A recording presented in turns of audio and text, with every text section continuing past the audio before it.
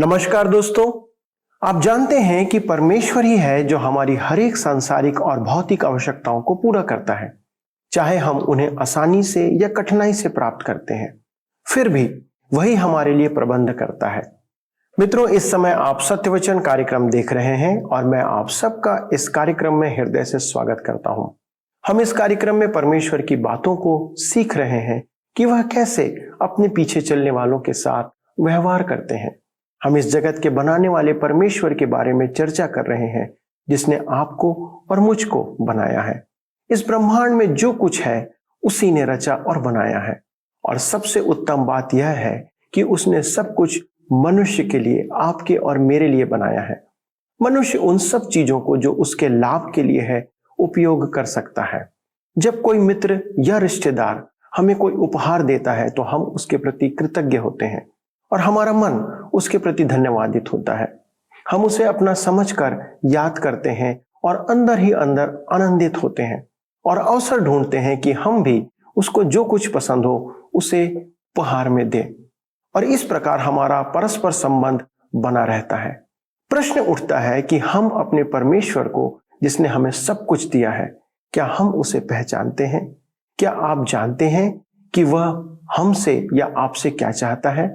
क्या आप उसे जानते हैं कि वह कौन है? क्या हमारा व्यक्तिगत संबंध उस परमेश्वर के साथ है? दोस्तों, इन सारे प्रश्नों का सही उत्तर और उसका अनुसरण हमारे आनंदमय जीवन को और आशीषित जीवन को सुनिश्चित करता है। लेकिन इन सब बातों को कैसे जानें और अपनाएं कि हमारा व्यक्तिगत संबंध परमेश्वर से स्थापित हो जाए? इन्हीं बातों को हम सत्यवचन कार्यक्रम में देख और सीख रहे हैं। दोस्तों, इन दिनों हम बाइबल की व्यवस्था विवरण नामक पुस्तक से ऐसी ही बातों को सीख रहे हैं, ताकि हमारा संबंध उस महान परमेश्वर से हो जाए, जिससे कि अपरंपार आशीषों को अपने जीवन में हम अनुभव करने पाए। आज हम अपने अध्ययन को अध्याय 10 से आरंभ करेंगे। परमेश्वर ने इस्राएल को मिस्र भेजा और वही इस्राएल को मिस्र से निकाल कर लाया। जैसा मूसा ने अपनी प्रार्थना में कहा था कि इस्राएल परमेश्वर की प्रजा है, वह उन्हें उनके पाप के कारण नाश नहीं करेगा, वरन उन्हें फिर से 10 आज्ञाएं देता है जो उसने स्वयं लिखी है। आइए हम पढ़ेंगे व्यवस्था विवरण 10 अध्याय उसके 1 और 2 पद। लिखा है, उस समय यहोवा ने मुझसे कहा, पहली पटियाओं के समान पत्थर की 2 और पटियाएं गढ़ ले और उन्हें लेकर मेरे पास पर्वत के ऊपर आ जा, और लकड़ी का एक संदूक भी बनवा ले, और मैं उन पटियाओं पर वे ही वचन लिखूंगा जो उन पहली पटियाओं पर थे, जिन्हें तूने तोड़ डाला, और तू उन्हें उस संदूक में रखना। मूसा ने यह पटियां वाचा के संदूक में रख दी। अब इस्राएल अपनी यात्रा में आगे बढ़ा। आइए हम पढ़ते हैं व्यवस्था विवरण 10 उसके 8 और 9 पद।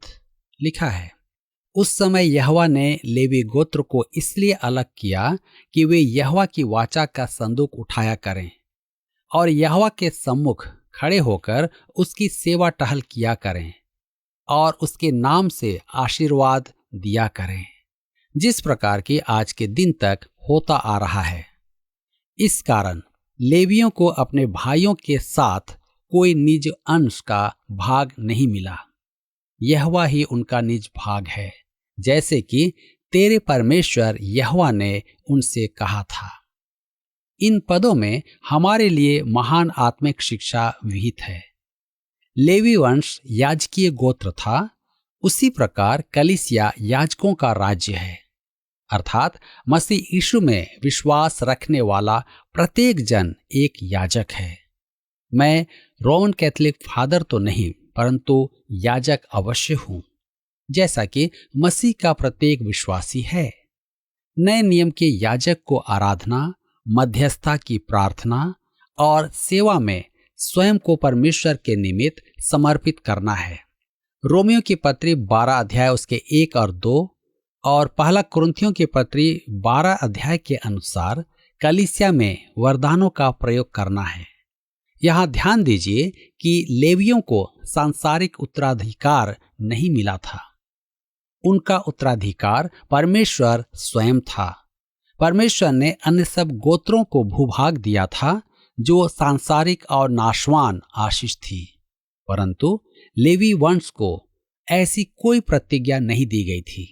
आज विश्वासियों की यही स्थिति है। लेवी गोत्र के सदृश्य हमारा उत्तराधिकार भी परमेश्वर ही है। हमें सब स्वर्गिक आशीषें प्राप्त हैं।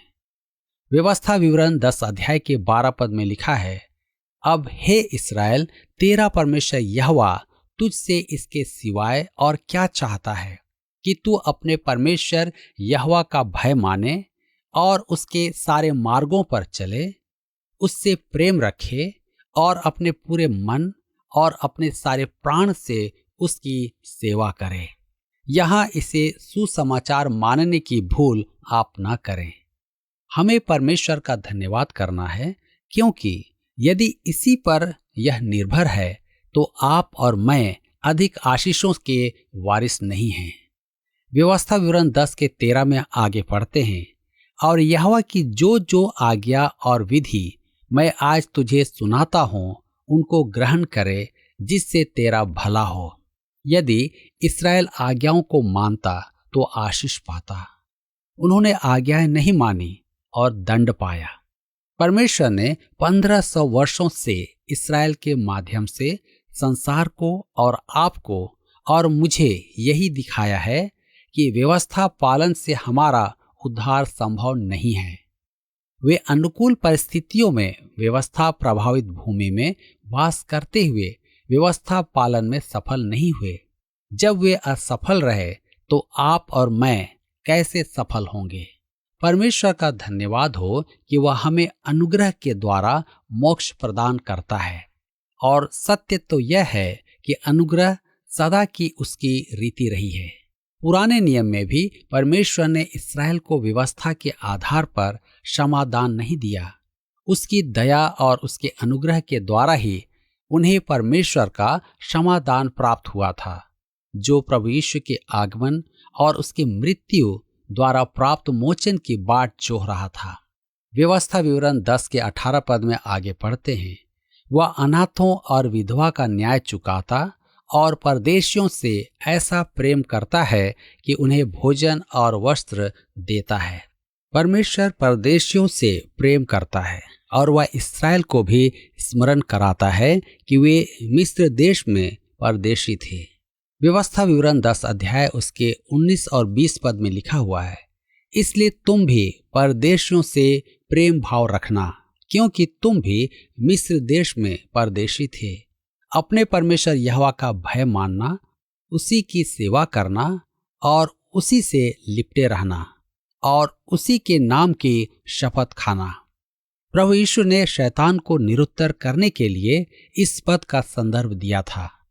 हमारा प्रभु निश्चय ही व्यवस्था विवरण का ज्ञाता था, जैसा कि संभवतः प्रत्येक इस्राएली उस समय होता था। व्यवस्था विवरण 10 अध्याय के 22 पद में आगे लिखा है, तेरे पुरखा जब मिस्र में गए तब 70 ही मनुष्य थे, परंतु अब तेरे परमेश्वर यहोवा ने तेरी गिनती आकाश के तारागणों के समान बहुत कर दी है। परमेश्वर की आशीषें स्पष्टता उन पर थी। परमेश्वर ही उन्हें मिस्र ले गया था और परमेश्वर ही उन्हें मिस्र से निकाल लाया था। परमेश्वर इसका उत्तरदायी था और उत्तरदायित्व निभाने में उसे कोई शिकायत नहीं थी। मित्रों, यहाँ अध्याय 10 समाप्त होता है और अब हम अपने अध्ययन को अध्याय 11 से जारी रखेंगे। प्रतिज्ञा का देश मिस्र स्वरूप नहीं था, भूमि ग्रहण का नियम। परमेश्वर उनसे उस भूमि की चर्चा कर रहा है जहां वे प्रवेश करेंगे। यह प्रतिज्ञा का देश मिस्र से सर्वथा भिन्न होगा। परमेश्वर उन्हें वहां निवास करने के नियम देगा। समर्पण की पुकार हम देखेंगे व्यवस्था विवरण 11 अध्याय उसके 1 पद में लिखा है, इसलिए तू अपने परमेश्वर यहोवा से अत्यंत प्रेम रखना और जो कुछ उसने तुझे सौंपा है उसका, अर्थात उसी विधियों, नियमों और आज्ञाओं का नित्य पालन करना। परमेश्वर के प्रेम के प्रति प्रतिक्रिया आज्ञा पालन है। व्यवस्था विवरण 11 उसके 8 और 9 पद में लिखा है, इस कारण जितनी आज्ञाएं मैं आज तुम्हें सुनाता हूं उन सबों को माना करना, इसलिए कि तुम सामर्थी होकर उस देश में जिसके अधिकारी होने के लिए तुम पार जा रहे हो प्रवेश करके उसके अधिकारी हो जाओ और उस देश में बहुत दिन रहने पाओ, जिसे तुम्हें और तुम्हारे वंश को देने की शपथ यहोवा ने तुम्हारे पूर्वजों से खाई थी, और उसमें दूध और मधु की धाराएं बहती हैं। मिस्र में वे सिंचाई द्वारा खेती के अभ्यस्त थे। व्यवस्था विवरण 11 के 10 पद में आगे लिखा है, देखो जिस देश के अधिकारी होने को तुम जा रहे हो वह मिस्र देश के समान नहीं है, जहां से निकलकर आए हो, जहां तुम बीज बोते थे और हरे साग की खेती के रीति के अनुसार अपने पांव की नालियां बनाकर सींचते थे। मुझे बताया गया कि मिस्र में वर्ष में 1 इंच से कम वर्षा होती है, जो लगभग नहीं के बराबर है। कहीं कहीं जैसे हवाई द्वीप समूह में वर्षा 100 इंच प्रति वर्ष है। अतः मिस्र की कृषि के लिए सिंचाई पर निर्भर रहना होता है। अब हम देखते हैं व्यवस्था विवरण 11 अध्याय उसके 11 से 15 पद में लिखा हुआ है, परंतु जिस देश के अधिकारी होने को तुम पार जाने पर हो वह पहाड़ों और तराइयों का देश है और आकाश के वर्षा के जल से सींचता है। वह ऐसा देश है जिसकी तेरे परमेश्वर यहोवा की सुधि रहती है और वर्ष के आदि से लेकर अंत तक तेरे परमेश्वर यहोवा की दृष्टि उस पर निरंतर लगी रहती है। और यदि तुम मेरी आज्ञाओं को जो आज मैं तुम्हें सुनाता हूं ध्यान से सुनकर अपने संपूर्ण मन और सारे प्राण के साथ अपने परमेश्वर यहोवा से प्रेम रखो और उसकी सेवा करते रहो, तो मैं तुम्हारे देश में बरसात के आदि और अंत दोनों समयों की वर्षा को अपने अपने समय पर बरसाऊंगा, जिससे तू अपना अन्न, नया दाख मधु और टटका का तेल संचय कर सकेगा। और मैं तेरे पशुओं के लिए तेरे मैदान में घास उपजाऊंगा और तू पेट भर खाएगा और संतुष्ट रहेगा। यह भूमि जहां वे जाएंगे वह पर्वतीय क्षेत्र होने के कारण खेती के लिए सिंचाई में कठिन स्थान होगा। उस युग में सिंचाई के आधुनिक साधन नहीं थे, उन्हें आकाश के वर्षा पर ही निर्भर रहना होगा। परमेश्वर ने जानबूझकर यह व्यवस्था की थी। परमेश्वर ने उन्हें उस भूमि पर इसलिए रखा था कि वर्षा के लिए उस पर निर्भर रहें। इस प्रकार वे परमेश्वर की घनिष्ठता में रहेंगे। आज वह स्थान उजाड़ है। इसका कारण है परमेश्वर का दंड, जैसा हम व्यवस्था विवरण में आगे चल करके देखेंगे। उस भूमि को जल मिलते ही वह गुलाब की नाई खिल उठती है। उस भूमि की जान पानी है और आज की भी वही समस्या है। परमेश्वर ने उनसे कहा था कि उन्हें वर्षा पर निर्भर रहना होगा। यदि वे उसकी आज्ञाओं को मानेंगे तो वह उन्हें आदि और अंत दोनों समयों की वर्षा देगा, अर्थात पतझड़ और वसंत ऋतु की वर्षा। उस देश की भूमि को देखकर आप उनकी आत्मिक दशा का अनुमान लगा सकते हैं। आज के समृद्ध समय में जब सब कुछ आसानी से मिल जाता है तो मनुष्य सोचता है कि परमेश्वर को संसार से कोई प्रयोजन नहीं है। मैं समझ नहीं पाता हूं कि मनुष्य को सब कुछ आसानी से मिल जाता है तो वह उसे अपनी उपलब्धि सोचता है, और यदि कुछ पाने में कठिनाई हो तो वह सोचता है कि वहां परमेश्वर का हाथ है। सत्य तो यह है कि परमेश्वर ही है जो हमारी सब आवश्यकताओं की पूर्ति करता है, चाहे हमें कुछ आसानी से प्राप्त हो या कठिनाई से। देने वाला वही है।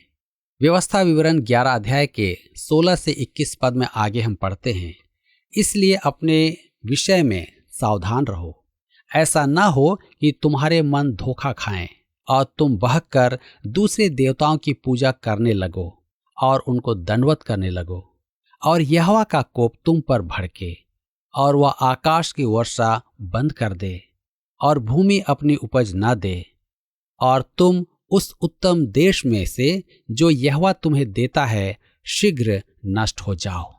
इसलिए तुम मेरे ये वचन अपने अपने मन और प्राण में धारण किए रहना और चिन्ह के रूप में अपने हाथों पर बांधना, और वे तुम्हारी आंखों के मध्य में टीके का काम दें।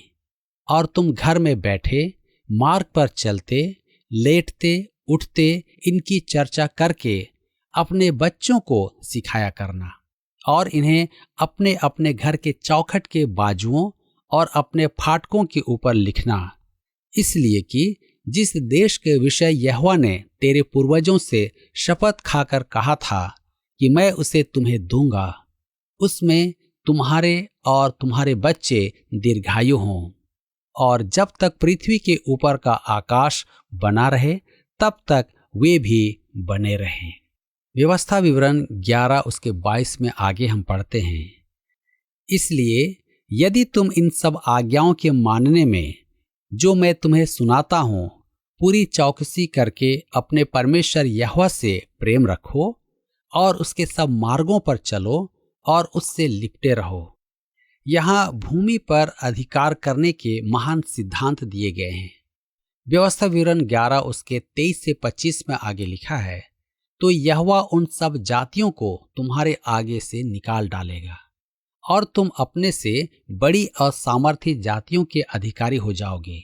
जिस जिस स्थान पर तुम्हारे पांव के तलवे पड़ें वे सब तुम्हारे ही हो जाएंगे, अर्थात जंगल से लबानोन तक और परात नामक महानद से लेकर पश्चिम के समुद्र तक तुम्हारी सीमा होगी।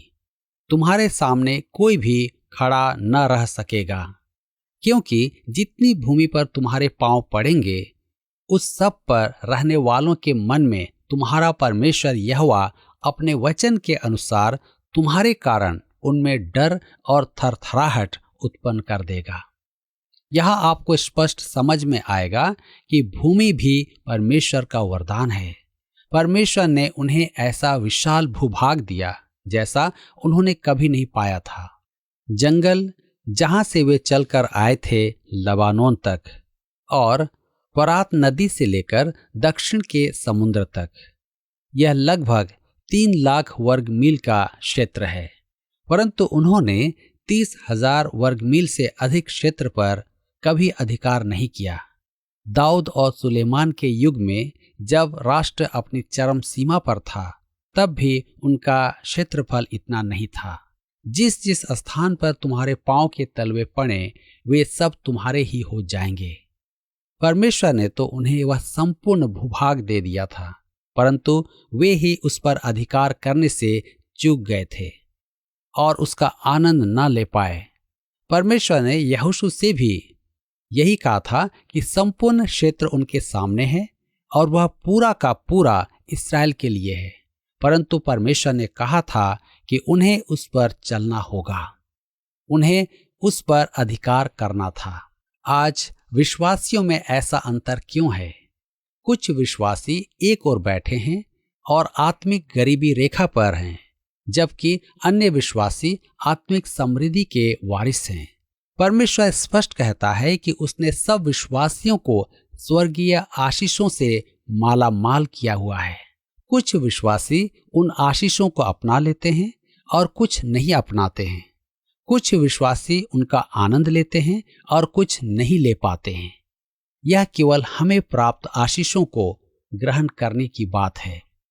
व्यवस्था विवरण 11 उसके 26 में लिखा है, सुनो, मैं आज के दिन तुम्हारे आगे आशीष और शाप दोनों रख देता हूं। इस्राएल को आज्ञा पालन का आदेश था। आज्ञा पालन ही मुख्य विषय था। व्यवस्था विवरण 11 के 27 में लिखा है, अर्थात यदि तुम अपने परमेश्वर यहोवा की इन आज्ञाओं को जो मैं आज तुम्हें सुनाता हूं मानो तो तुम पर आशीष होगी। आज आज्ञा पालन को एक ओर कर दिया गया है। मैं परमेश्वर के अनुग्रह में विश्वास करता हूं। मैं परमेश्वर के अनुग्रह का ही प्रचार भी करता हूं। हम अनुग्रह द्वारा ही उन्नति करते हैं। हम परमेश्वर के अनुग्रह द्वारा ही स्वर्ग में प्रवेश पाएंगे। हम वहां 10,000 वर्ष भी रहेंगे तो वो परमेश्वर के अनुग्रह से ही होगा।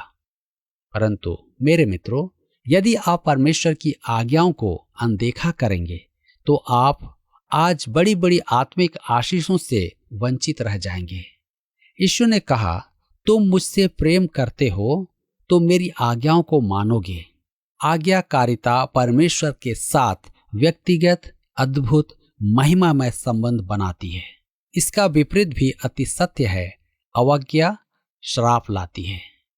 व्यवस्था विवरण 11 उसके 28 में लिखा है, और यदि तुम अपने परमेश्वर यहोवा की आज्ञाओं को नहीं मानोगे और जिस मार्ग की आज्ञा मैं आज सुनाता हूं उसे तज कर दूसरे देवताओं के पीछे हो लोगे जिन्हें तुम नहीं जानते हो, तो तुम पर शाप पड़ेगा।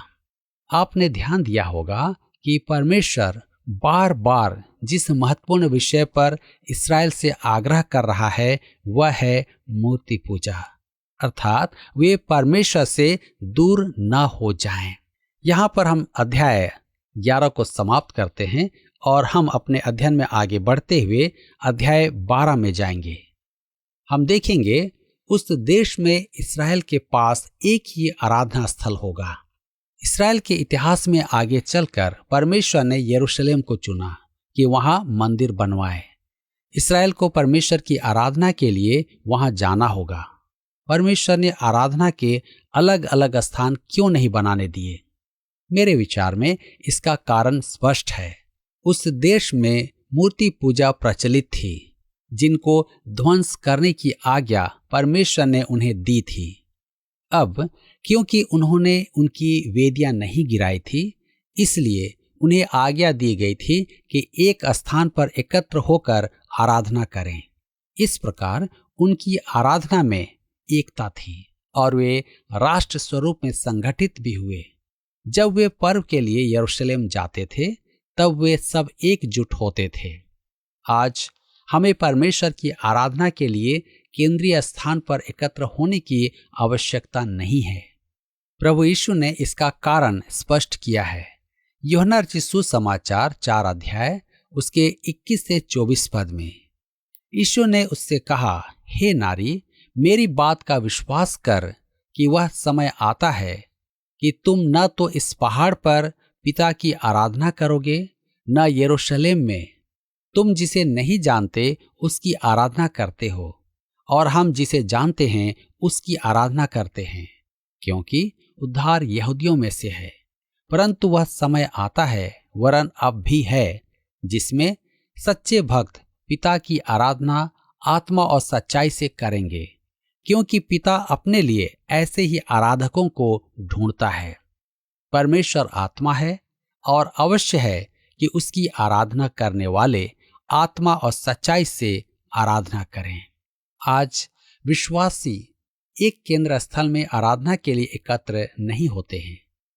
हम एक व्यक्ति के साथ आराधना करते हैं और वह है प्रभु यीशु। आज यही एक महत्वपूर्ण बात मन में रखना आवश्यक है। हमारे आराधनालय का नाम कोई महत्व नहीं रखता है। आपकी कलीसियाई वर्ग भी कोई महत्व नहीं रखती है। सबसे महत्वपूर्ण प्रश्न यह है, क्या आप प्रभु यीशु के पास एकत्र होते हैं? अब मेरे मित्रों, यदि आप ऐसा नहीं करते हैं तो यह मूर्ति पूजा है, क्योंकि आपका लक्ष्य यीशु का स्थान ले लेता है। यदि आप मनोरंजन और सामाजिक समागमन के लिए एकत्र होते हैं तो वह भी मूर्ति पूजा है। जो बात हमें एकता में एकत्रित करती हैं वो है प्रभु यीशु मसीह। यह कैसी महत्वपूर्ण बात है। संपूर्ण देश में केवल एक ही आराधनालय हो। व्यवस्था विवरण 12 अध्याय उसके 1 से 4 पद में हम पढ़ते हैं, जो देश तुम्हारे पूर्वजों के परमेश्वर यहोवा ने तुम्हें अधिकार में लेने को दिया है, उसमें जब तक तुम भूमि पर जीवित रहो तब तक इन विधियों और नियमों के मानने में चौकसी करना। जिन जातियों के तुम अधिकारी होगे उनके लोग ऊंचे ऊंचे पहाड़ों या टीलों पर या किसी भांति के हरे वृक्ष के तले जितने स्थानों में अपने देवताओं की उपासना करते हैं, उन सबों को तुम पूरी रीति से नष्ट कर डालना। उनकी वेदियों को ढा देना, उनकी लाठों को तोड़ डालना, उनकी अशेरा नामक मूर्तियों को आग में जला देना और उनके देवताओं की खुदी हुई मूर्तियों को काटकर गिरा देना कि उस देश में से उनके नाम तक मिट जाएं। फिर जैसा वे करते हैं तुम अपने परमेश्वर यहोवा के लिए वैसा न करना। न्यायों के युग में इस्राएल को बार बार परमेश्वर दंड देता था। क्यों? क्या कारण था? एकमात्र कारण यही था कि वे मूर्ति पूजा करने लगते थे। महान भविष्यद्वक्ता एलिय्याह के संदेश मुख्यतः मूर्ति पूजा के विरुद्ध थे। बेबीलोन के दासत्व में जाने का मुख्य कारण क्या था? मूर्ति पूजा। पुरानी नियम की अंतिम पुस्तक में जो चेतावनी दी गई है वह मूर्ति पूजा के विरुद्ध ही थी। अब हमें कहीं यह भ्रम न हो कि हम मूर्ति पूजा से बचे हुए हैं। हम सोचते हैं कि आज हम अंधविश्वासी नहीं हैं, हम मूर्ति पूजा नहीं करते। क्या हमें पूरा विश्वास है? सत्य तो यह है कि हमारे और परमेश्वर के बीच आने वाली प्रत्येक वस्तु मूर्ति है। मैं एक ऐसे युवक को जानता हूं जो कलीसिया की सहभागिता में बड़ा हुआ और बड़ा अच्छा विश्वासी था। कुछ समय बाद उसकी योग्यता के कारण उसे बहुत बड़ी कंपनी में नौकरी मिल गई और वह उन्नति करता गया। वह जितनी अधिक उन्नति करता था उतना ही अधिक वह परमेश्वर से दूर होता जाता था। और आज स्थिति यह है कि उसकी नौकरी उसके जीवन में पहला स्थान रखती है। एक बार मैं उसी के शहर में सभा करने गया। उसने मेरी पत्नी को और मुझे भोज पर आमंत्रित किया क्योंकि वह हमें पहले से जानता था। उसने मुझसे कह दिया कि वह काम की व्यस्तता के कारण सभाओं में उपस्थित नहीं हो पाएगा। उसके लिए उसका कारोबार, उसका पद, उसकी उन्नति मूर्तियां थी जिनकी वह उपासना करता था। और जहां तक आराधना का प्रश्न है, वह सप्ताह के 7 दिन उनके सामने घुटने टेकता था। आपके और आपके परमेश्वर के मध्य आने वाली प्रत्येक वस्तु आपकी मूर्ति है। आज आपकी मूर्ति क्या है? क्या आपको यह कार्यक्रम पसंद आया? अभी हमें एक मिस कॉल करें और आप अगले विजेता हो सकते हैं।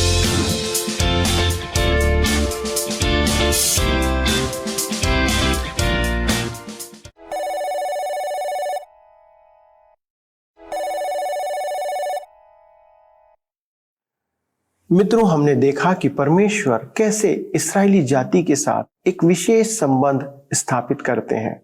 उसने उनको मिस्र ले आया और मिस्र से बाहर भी निकाल कर लाया और उन्हें एक निश्चित स्थान देने पर परमेश्वर थे। लेकिन उससे पूर्व वह उन्हें नियम और विधियों को देते हैं जिसका उन्हें पालन और अनुसरण करना था, और उसे मानने पर ही वह उन्हें आशीष देने वाला था। वह उनसे प्रेम करता था, इसलिए वह चाहता था कि वे भी उससे प्रेम रखें और उनका प्रेम आज्ञा पालन से पूरा होता। यदि वे उसकी आज्ञा मानेंगे तो वह उन्हें आशीष देगा। दोस्तों, वह कहता है, अर्थात परमेश्वर कहता है कि वह उन्हें आरंभिक और अंतिम बरसात दोनों अपने अपने समय पर देगा। परमेश्वर आज भी हमसे आज्ञा पालन की अपेक्षा करते हैं। यदि हम उसकी आज्ञाओं को पालन करते हैं तो हम उससे प्रेम करेंगे या करते हैं, और यदि हम उससे प्रेम करते हैं तो हम उसकी बातों को मानेंगे, अर्थात उसके वचन को हम प्रतिदिन सुनेंगे, पढ़ेंगे और अध्ययन करेंगे। दोस्तों, यह आज्ञाकारिता परमेश्वर के साथ हमारे प्रगाढ़ संबंध को प्रकट करता है। और परमेश्वर का वचन नीति वचन की पुस्तक 16वें अध्याय उसके 20वें पद में इस प्रकार कहता है कि जो वचन पर मन लगाता वह कल्याण पाता है, और जो यहोवा पर भरोसा रखता वह धन्य होता है। जो इस परमेश्वर पर विश्वास करता है वह अस्तित्वहीन ईश्वरों से दूर रहता है, और जो उस सच्चे परमेश्वर को पहचान कर उसके साथ चलता है तो परमेश्वर उसे आशीष देने का अवसर खोजते रहते हैं। मित्रों, आपसे निवेदन है कि परमेश्वर को आपके जीवन में आशीष देने के लिए अवसर प्रदान करें। यदि आप चाहते हैं कि परमेश्वर निरंतर आपको आशीष देते रहें तो आइए हम प्रार्थना करें। हमारे स्वर्गीय पिता, हम धन्यवाद देते हैं प्रभु कि आप आशीषों के देने वाले परमेश्वर हैं, और हमारे दर्शक प्रभु जो आज हमारे साथ जुड़े हुए हैं, वे आपकी आशीषों की अपेक्षा रखते हैं। यद्यपि हम जानते हैं प्रभु कि हमने बहुत सी बार आपकी आज्ञाओं को टाल दिया है, आपके विधियों के विरोध में हम चलते रहे हैं, लेकिन प्रभु आज हम आपसे विनती करते हैं, हमारी सहायता करें कि हम आपके प्रति आज्ञाकारी बने रहें। जो शिक्षाएं आपने हमें दिया है उसको हम मानते और उस पर चलते पाए जाएं, ताकि प्रभु आप हमारे को आशीष देने से अपने हाथ को ना रोकें, क्योंकि प्रभु आप चाहते हैं कि आप आशीषों को हमारे ऊपर उसे बरसात की तरह दें। लेकिन प्रभु हमारे ही कर्मों के कारण, हमारे ही जीवन शैली के कारण प्रभु आपकी आशीषें हमारे जीवन में रुकी हुई हैं। हमारी सहायता करें पिता, और आपसे विनती करते हैं हमारे सभी दर्शकों को जिस प्रकार की वे आशीषें आप देना चाहते हैं, उनके जीवन में अपरंपार आशीषों को इस वर्ष में आप प्रदान करें।